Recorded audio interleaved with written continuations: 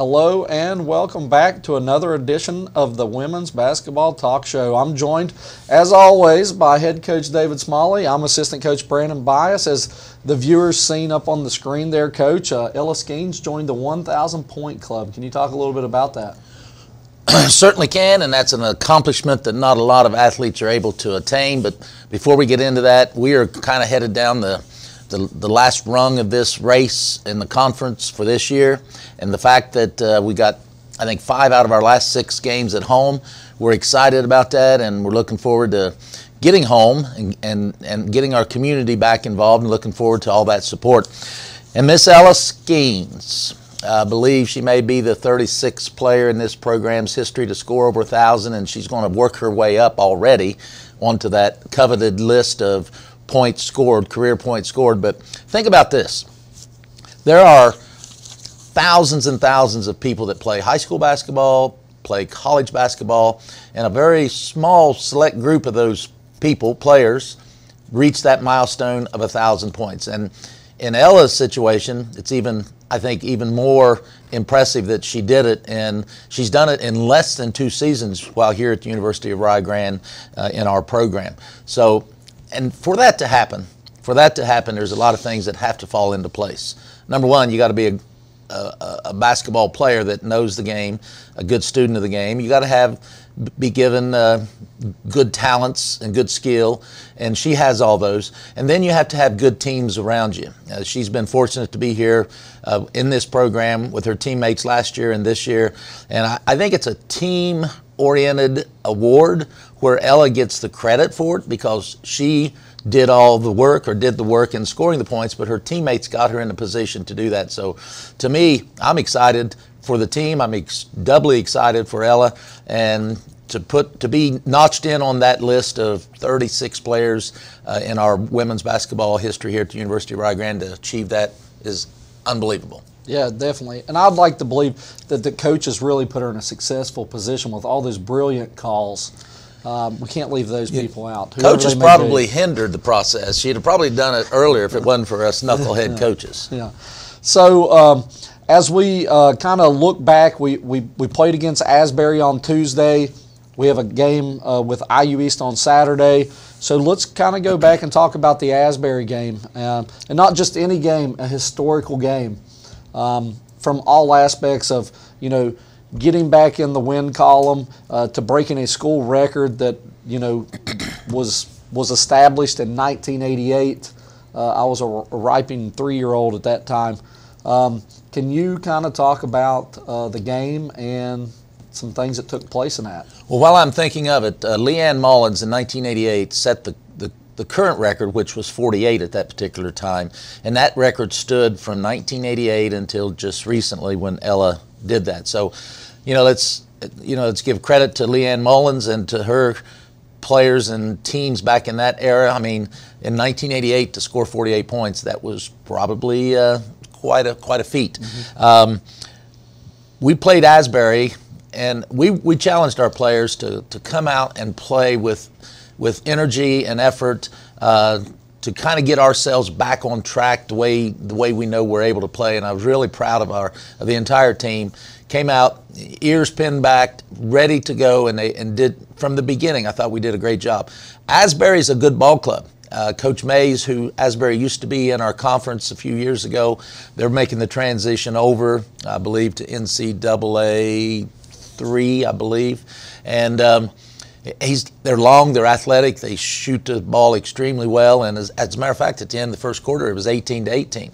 And then we kicked in. When I say we, I think the players just, we're feeling each other out. It's like a boxing match. You feel each other out, seeing, what kind of punches you're going to throw and how you land them and all that good stuff. And that second quarter, Coach, we blitzed them. I mean, they scored maybe, 5 or 8 points in that second quarter, and we went on and scored. They scored 5, we scored 29. And at that point, I didn't really understand what was going to happen by the end of the game. I thought the team was in good chemistry and was running the floor well, and we were very unselfish. We always share the basketball and do some great things in that realm. And Ella is Ella. I don't really focus too much on her, but, she was stroking. She was doing okay. I think gave her a couple-minute rest at the end of the first quarter. We kind of talked about that. We want to give her some time off. The setup of the thing is, we tend to wear Asia Williams, Kaylee Darnell, and Ella Skeens down just about as much as you can wear a human being down. And anytime we can get those three players rest, we try to. And it was really important that we try to get Ella because, well, she tends to run off the court and visit trash cans. Our fans will understand that example. So we give her a break at the end of the second quarter. She comes out, plays the whole second quarter. Going into halftime, she had 25 points, which is nothing. I mean, she has between 17 and 25 points on most half times. She was 10 of 11 from the field at the half, and then comes out in the third quarter. And, you always think, well, we don't really say it. We'll look at each other, but you won't really say it because you're in a game. You're not thinking about people's. But anytime somebody has 25, you're like, hey, they're on pace for 50. Yeah. It's jokingly. So third quarter comes out, plays really well. I think she ends up with 34. She doesn't play the last 4 minutes of the third quarter. Again, resting her. And then the start of the fourth quarter, you could just feel something. The record of 46 was only 12 points away. And she scored 9 points in the third quarter. If she hits a three or something, you're like, okay, she can get a little hot here and maybe. But every time I'm sitting there like, here comes a chance, and she throws it to her teammate. That's just a lot of people think because you score 50 points or you score a lot that you must take a lot of shots for yourself, and that is exact opposite of with her. I literally, when she was at 40, I said, hey, you need to take a couple shots, and I'd look at her with my eyebrows up, and she's like looking at me like I was weird. I said, okay. And then she pass it. And then at one point when she got to 44 and she was 2 points away, I think that's when hey man, we called a timeout and said, listen, we're not trying to promote something, but we got a chance for a player to tie a 37-year record here. Let's try to get her the ball. And then she looked confused because she didn't know she had that many points. Because unfortunately on our scoreboard we didn't have the one up that says all the points. We just had the normal one. And then your exact words were, she gets that, get her out. Okay, so the reason, get that and get it out, I remember my dad in high school, a good player on our high school team, they just kept playing him. Then right at the end, he rolls an ankle when the game was well taken care of and in hand, and that's always on the back of my mind. But in this situation, which you and Coach Markham keeping me apprised and encouraging us to make this transition happen, which I'm excited about it too. Once she got it, boom, we got her out. So she set out 2 minutes first quarter. She played the entire second quarter, set out 4 minutes third quarter, and then when she hit the milestone, there was still a couple minutes left. I can't remember. Well, when she scored her 48th point, as you was trying to take her out, I said, you cannot not let a player score 50 points. And we're lucky because the general that was out there is Asia Williams, and she knew she had a job and she needed to get her the ball. And she did. And she was getting her down there. And it's a testimony to her teammates. I mean, they all have each other's back. And, again, a person scored 50 points, but somebody had to set her up. Somebody had to make sure that she got there. And the thing of it was from the start of the game, the goal was not for her to score 50 points. No, not at all. She scored 50 points within the system of the teammates, and the rest is going to be history for many years to come. I don't predict this one being broken in the next 50 years. It won't be in my time. I do know that. I know that as well. She does it again. So, and Asia had 10 points, and you restarted the game, which we needed to. She ended up with 13 assists. So, kudos to her. That's a new career high for Asia. Right. The record's 17. So I'm going to push her until she ties or breaks it. There you go. If she's 2 or 3 or 4 assists away from that, she's going to get the same privilege that Ella did for this, and all of our players do, because they put so much hard work into the preseason and season that whenever they have a chance to tie or break a record, they're not just breaking normal ones. This is an elite program, sure. And these records are there to stay. And Ella also had 12 rebounds. She was 11 for 13 at the free throw line. She had 5 steals, a couple of assists. So just a great overall performance. Yeah. Unbelievable. So we get the win. Everybody's happy. Again, anytime people were getting career highs, we had a career high in assists. We had a career high in points. we want to refocus and get ready for the task at hand. So fast forward to we're going to be playing Saturday against IU East. Go back and listen to their preview show. The number one team or game they're looking forward to playing is the University of Rio Grande. So they're wanting to play. So they're going to come in here with all this energy and effort to play us. You know, we always switch up all of our schemes when we're about to play IU East so that they don't know any of our inbounds plays, because I'm sure Coach has already broken it down. She's got probably the Peyton Manning sleeve on with all of our plays and ready for us. And we get ready for IU East too. I mean, they've been a great rival for us in the past years. They've switched over, so now we only play each other once, and thankfully it's at home, because it seems like every time we hit to play one of those top teams, it's on the road. So it's good to get one of them home. But we don't expect anything than their best shot, and they're really, really solid. Can you kind of just talk about the history of IU East and what you expect? I certainly will. I want to go back to Asbury. I want to thank Aaron Queen. He was our game sponsor. As you guys out there, gals out there know, we do game sponsors every home game, and we've been so blessed with that sponsorship and with the ability for teams to want to, or people want to help us out, and that was huge. So Aaron Queen, appreciate that. And our sponsor for this Saturday against IU East will be Members Choice Credit Union, and that's down in Ashland, Kentucky. That's the Kaylee Darnell family environment there, so we're looking forward to that. IU East, traditionally, historically, whether both Rio and IU East have been tremendously good or mediocre, subpar, we always have unbelievable competitive games, and it's kind of a rival within the rival. And Coach Selhorst, I really like and respect her. She's upcoming coach. She's one of the better coaches in the conference, and she will have her players ready to go, as Coach Bias indicated. And it's going to be a slugfest. They got power types of players, very, very solid, very thick types of players that can drive, that can shoot. It's hard to tell what we will see. I'm sure we'll see some zone, probably see some pressing out of them, but they're fighting for trying to get as deep into the tournament as possible. They want to be one of the four on the west side to make it.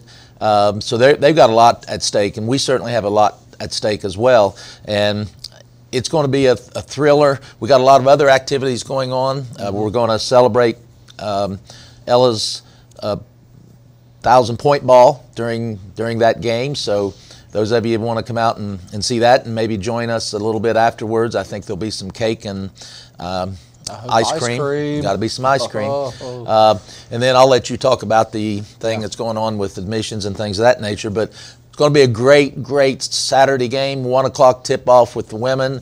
Then you'll be treated with our men playing at 3 o'clock.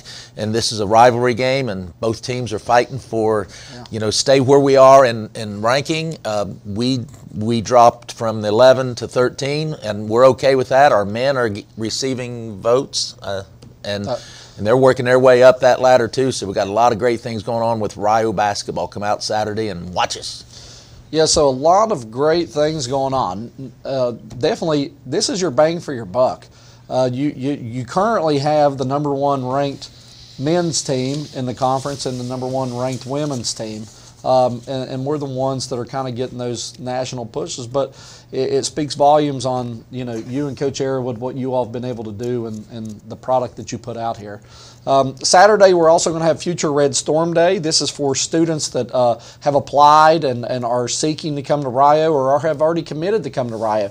Maybe 2 roommates are going to meet up for the first time and get to enjoy a college atmosphere with their families. We're going to have food in the booster room for them, and it's going to be kind of like a mixer. They're going to be able to meet faculty, staff, the president, and different people throughout that, our athletic director. Everybody will be around after the basketball game. Me and Coach Smalley will be around, and it's not just meeting, it's not just basketball recruits. This is going to be like anybody that's coming to Rio is going to be able to go out and get to meet and talk with people. So I think it's going to be the first time we're doing this. I think it's going to be something that's positive and can be really enjoyable in the future. And I think we're expecting around 100 guests that'll be here. So we just hope it grows from here. Well, we do, and it's, it's like President Smith says, changing tomorrows. That's a motto that he has, and this is a part of that change. I mean, just getting people to come and enjoy the atmosphere, the environment of, and in the future it may be soccer games, maybe baseball games, softball games, whatever.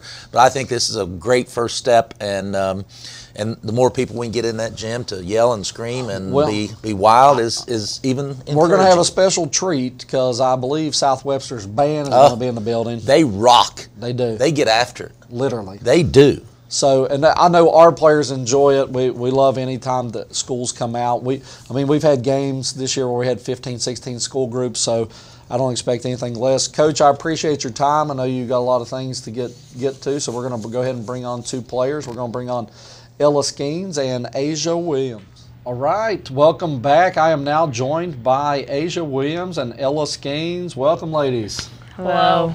All right, they've rehearsed that to do exactly the same. So here we are. We're 19-3. We're down the straight stretch of the season, straight stretch of a career. So just kind of want to look over the body of the season. We'll start with you, Asia. I mean, we're now 22 games into the season with 6 left. Can you kind of just update us on the ups and downs of the season? So, I mean, yeah, we've had a lot of peaks and valleys. We started off strong, then we fell down, then we picked ourselves back up, then we fell back down. We picked ourselves up again, we fell back down, and I think that now we're all at that peak where we're all just ready to go. Like, I think that everybody's up, everybody's ready, we're all playing together, we're all staying together, and I think that the lows of the season have prepared us for what's about to come.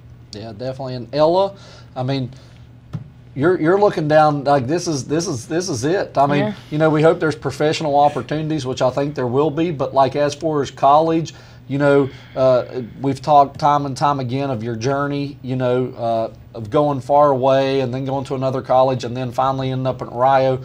You're at a place where your family gets to come to all the games. You've really enjoyed the last 2 years of your career, but you're going down that tunnel. I mean, what are you expecting for the end of the tunnel for Ella Skeens and the team? Kind of just playing the way we've been playing. Like Asia said, like there's definitely those humps to get over and like the the down and the ups and stuff. But we've definitely like pulled through and just playing game like it's our last and mine's coming up. So no different than what we've been doing and just keeping it going. Yeah. I feel like it's that Tim Tebow time. Like I only have 6 games. I only have a max of 15 games. You will get my best. That's how I feel as a coach. Every time the season's coming to a crunch, I got to get into the zone. I got to give my best. And these ladies are just awesome. I mean, if you all had to do half of the stuff they would do, I don't know that I can do it as a player. I can do it as a coach, but I mean, it's easier for me to watch them. But they just. The effort we give them and the respect that they would run through a wall for all of us and each other, and I think that's the win in the season is like we all come together with all of our differences. Now we get on each other's nerves, I know that, but we love each other, and that's what makes a team great, right? Yeah, oh yeah, for sure. Yeah. So here we are. We got IU East. Ella's new to the rival, but so are you. Both of you just got to see last year, and it was good because we went 2-0 against them. Usually we split with them every year. Now we only play them once, so there's no split, and somebody has to win. Can you kind of tell me what you think is going to, or what are we prepared to see out of IU East, Asia? I mean, I think that we are prepared as a team to see, overall a good matchup. They like outside shots, something that we're not used to, but we are with other teams playing against us. But we also know that we have to play, solid defense. We're expecting them to get up and down with us, for a while, like they always do. I mean, it's always a tough competition with East. Last year, it came down to the wire the first time I remember. But, at the end of the day, we have to stick to what we need to do and make sure that we stop what their game plan really is. Yeah, and Ella, I want to put this in the back of your mind just so you can think. So, last year, when you played IU East, you had 40 points and 14 rebounds. Okay, that was the female performance of the year. This year, the game before you play them, but they have to scout, you had 50. Yeah, that's kind of what kind of defense do you expect IU East to play? I don't know. I'm expecting them, Rio always has that big target on their back, on our back. Every team's going to give them their best, and, I feel like they're going to be as prepared as they can be, like, every year. Last year they were, prepared and tried their best. It wasn't, enough, but And then we play them one time this year, so, you know, their game plan's probably just going to be trying to stop us, and that's hard to do, you know, so. And Asia, if they put a sixth player out there, I'm going to get a technical call. Yeah. They're not going to put a sixth player out there. And you know, we know that. And then we got to look. So after IU East, we circle back around and play the teams on our side one last time, 4 of the 5 being at home. You know, currently number 1 on our side. It's so important that we finish strong on our side too, because you want to get those first 2 conference games at home. I mean, we got to experience a game winner last year at home, and then the conference championship. I mean, we were playing in front of 1,200 and 1,500 people, and we want that experience again. So can you, Asia, just talk about finishing strong these last after IU East, when it's just the 5 teams on our side, our focus and energy and effort and what we expect to give?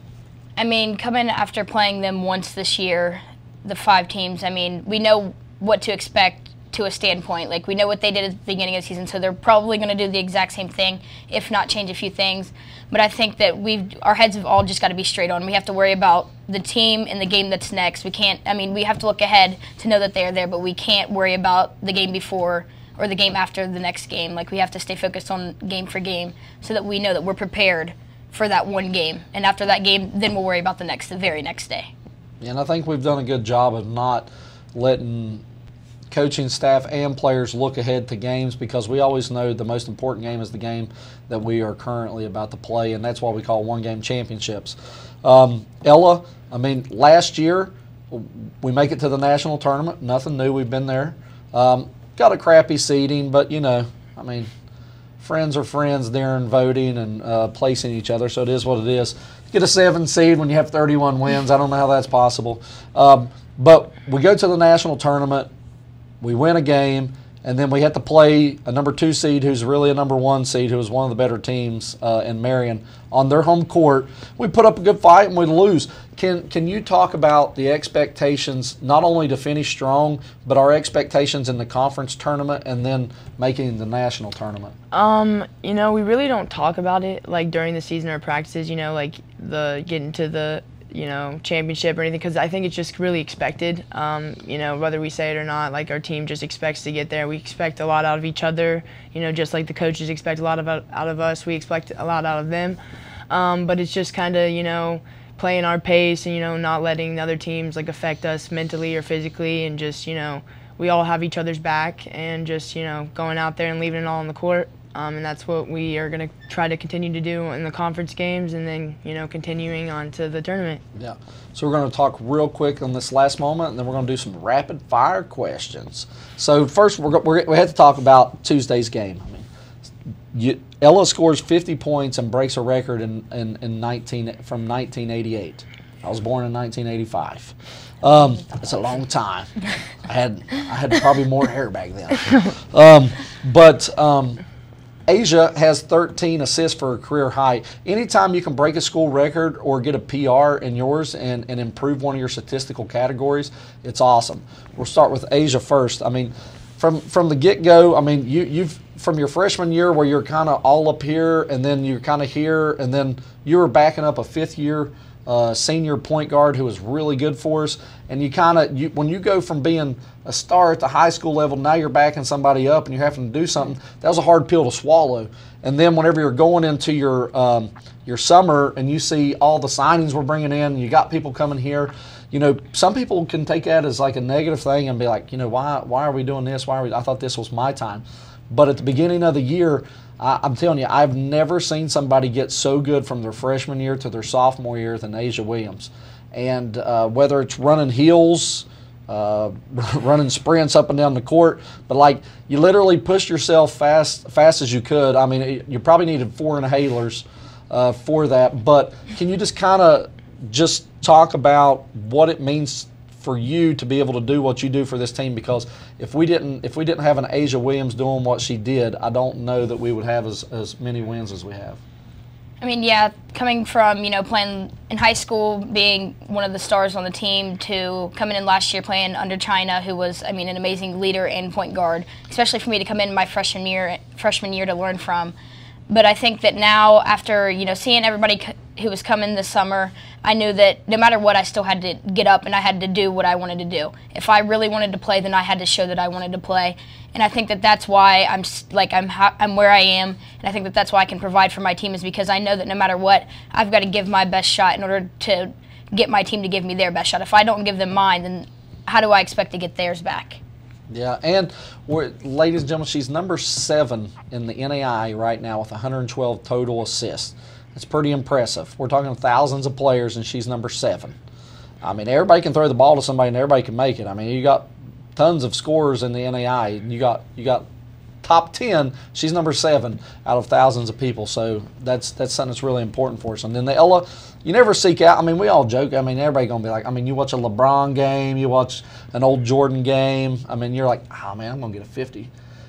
I mean, you get a 50 in college. I think that, I mean, in if you get a 50-point any game, I think like, man, you're good. You did something. Like, how do you get that? And to do it in college, it's super impressive. I mean, what does that moment, and you may not know what that moment means to you right now because it probably hasn't even soaked in, but what does that mean to you? No, it's funny because I got home after the game, you know, and we won. That was the biggest thing. And then I get home and I like called my mom again after, and I was like, it was 50, right? Like, that's what it was. And I was just, you know, I was like, I went 19 for 21, and, you know, that rarely happens in, you know, college, high school, any games.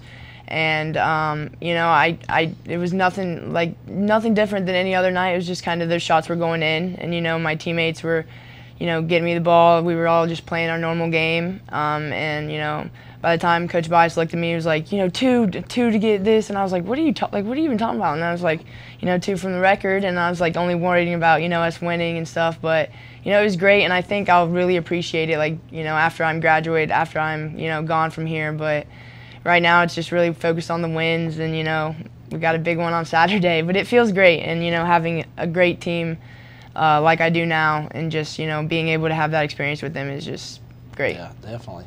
Just think, leading scorer in a single game for men's basketball, Bevo Francis. Leading scorer for a single game in female, Ella Skeens. That's a pretty cool name to be mentioned with. It's pretty cool. Just throwing that out there. And to make the record straight, Ella was only 66 points away from tying Bevo Francis for the all-time men and women's record. I just want to put that out there for the record, as you're that close. So let's go a little bit of rapid fire. We'll get a little bit of questions for the teammates here. No hurt feelings when they watch this. All right, so we'll go with Asia. Who has the best taste in music on the team? I'd have to go with, have to be Kaylee Ross. That's what I was Kaylee Ross, okay. Ella? I was going to say Rossi. Ross, Yeah. okay, Ross. I just you know you're going to know would every say, yeah. song. That's I mean, she on. is the DJ on the And bus it's just sometimes. I mean, it Yeah. changes. You never know what song's Yeah, going to it's pop country. up. There you It go. is, yeah. Sometimes it's bad. But You know it, though. You Jeff always Nelson know it. lets her up there, so I don't know what he's doing here. He's got to do a better job. All right, so we have 48 hours off. That's fake. It ain't happening. But we have 48 hours off. You get to do anything that you want. Who's your partner in crime that you would take for a good time, Asia? Harley Intrett. Oh, gosh. I could only imagine what. I don't know that I would allow that, but okay. We got I'm Harley. going to give my girl Marley. Marley, okay. Yeah. Marley, hey, you gave her a shout out. She's giving you a shout out back, Marley. You are probably going to go play checkers in the park That's what we do, yeah. and swing and watch the river flow down. So y'all know how to get wild. What's your favorite place to eat on the road, Asia? Probably Chipotle. Chipotle. And so yours is Chipotle too? So you have one teammate that we go down, we have them in a line, and they have to say Chipotle is their favorite too. Who are you going with? Reagan Willingham. Reagan, yeah. Oh, Reagan's always on my side. When we're she like, always- she looks at me at the back, but she's like, Ella, say Chipotle. And I'm like, Okay, there we go. So yeah. Reagan's least favorite place is Applebee's. I'm just throwing it out there.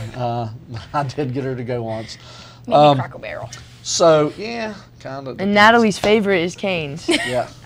She's Natalie, going to like that I said that one. she hates cakes. She's learned to eat the bread. So Asia, what's a tropical destination? What's if you could pick any vacation to go on? Where are you going? I'm going on a cruise, and I'm either going to the Bahamas or Jamaica. Okay. What about you, Ella? You know, I've been To Cancun. I'd probably go back to Cancun. I need a Cancun in Mexico little resort. That's what I would like right now. Yeah. Okay. So kind of. What about you, Coach Bias? Where'd you go?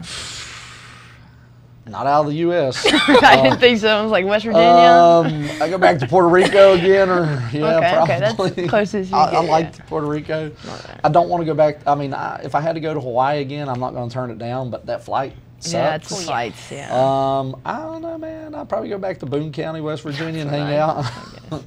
That's my vacation. Ride four-wheelers. So, Asia, what's your favorite artist or song to listen to get pumped up for a basketball game? I'd have to say anything Rod Wave. Okay. I don't know if I have one. I don't Do you really. have a style? I mean, I like rap, hip hop, Okay. rap, but like I really don't listen to much music before. Yeah. Okay. So, Asia, you've both been here for 2 years. So let's say, Asia, what's your favorite? And Coach Smalley can't hold anything they say against them. Asia, what is your favorite Coach Smalley quote? Ooh. Be thinking about that one. I have Ella. one. I have one already. You want me to go first? I'll let Ella go first. The one that is probably not it's probably my least favorite, but it's just the one that's gonna stick with me for the rest of my life because I'm just gonna hear it all the time. Like Mama said there'd be days like this. Just gives me like this. Can you give the we viewers usually- a heads up of what would he use that in? We usually hear that when we're running straight up on the hills or we're doing on the baseline drill. Mom said there'd be days like this. Yeah, just like that. And that's really gonna stick with me for the rest of my life. All right, Asia. I'd say that my favorite saying of his is probably him singing "I Swear." I swear by the moon. He does it all the time. I mean, it's catchy. And it's really That's a loud good at the one, first too. It verse, is. right? It's "I swear," and then it's by the moon and the stars in the sky. And That then he was doesn't good, finish bro. because he doesn't know the rest of it. Good. Yeah, and then it's it. That's it. All right. But yeah. So there you go. Coach Smalley will enjoy that one. So you're going to a store in the mall. What's your favorite store to go to, Asia? any shoe store. And if you go to that shoe store, which one of your teammates you taking to help you? Reagan Willingham. Reagan Willingham. That's 2 shout-outs, Reagan. Yeah, probably Ella? Nike. And who Nike. you taking a Nike with you? Reagan would probably. Reagan, my you are pocket very would probably popular. be on fire. My wallet's gone, but like. Don't give her your card. Yeah, no, but yeah. Reagan Willingham is not getting anybody's card. I'll look nice. I'll look nice. Good. So again, as we close here, just a final talk with both of you. Can you kind of tell them what to expect and for Saturday's game and why they should come out and watch us? I think that Saturday, it's a big home game. Boys and girls both play. So you get to watch men and women. There'll be a lot of people here in the atmosphere just because of the recruit, the recruit thing. And I feel like IU East is always a good matchup. They never let us down. It's always going to be a good environment to be around. But I think that this weekend, it being home, our first weekend back home in a long time, and it's a Saturday afternoon, if you're not doing anything, you got to come out. Yeah, exactly. I feel like we need to have the stands packed. We're known for kind of our environment and the atmosphere, and we need that to be able to keep winning. And I feel like everybody's pretty hungry for some home games. So, it's expected to be a good match, fast game, a lot of points. So, excited about it. You guys should be excited about it too. Yeah, we're going to honor Ella with her 1,000-point ball before the game. And we could just hope all of you come out. With that being said, we'll see you Saturday at 1 o'clock as we take on IU East, and we will catch you next week. We'll see you.